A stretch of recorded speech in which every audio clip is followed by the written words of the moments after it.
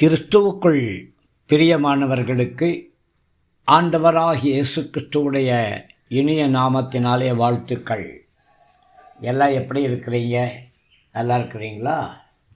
Coffee சாப்பிட்டீங்களா? இந்த நாளின் தியானத்திற்காக நாம் எடுத்துக்கொண்ட வேத பகுதி சங்கீதங்களின் புஸ்தகம் 119வது சங்கீதம் 18வது வசனம்.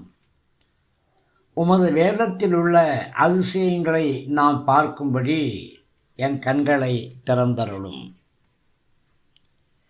பிரியமானவர்களே, தேவனுடைய பிரமாணத்திலே அநேக அதிசயங்கள் உள்ளன.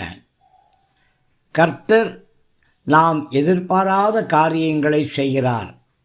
அது மாத்திரமல்ல, அற்புதமான காரியங்களையும் அதிசயமான காரியங்களையும் செய்கிறார்.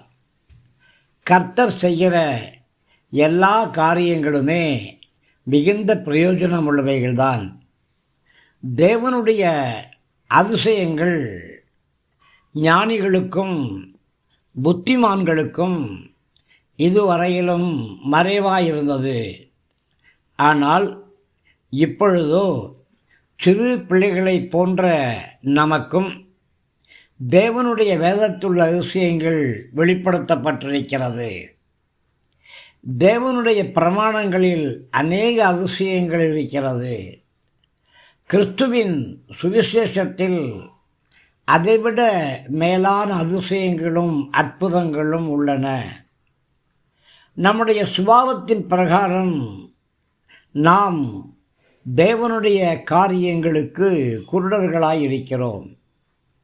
நம்முடைய கண்கள் திறக்க வேண்டுமானால் நம்முடைய கண்களில் உள்ள செதில்கள் தேவனுடைய கிருபையினாலே கீழே விழ வேண்டும். நம்முடைய மனக்கண்கள் பிரகாசம் உள்ளவைகளாய் இருக்க வேண்டும்.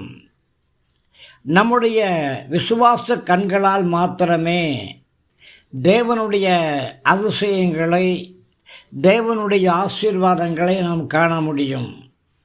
கர்த்தர் நம்முடைய கண்களை எவ்வளவு விரிவாய் திறக்கிறாரோ அவ்வளவு விரிவாக தேவனுடைய வேதத்துள்ள அதிசயங்களை நம்மால் பார்க்க முடியும்.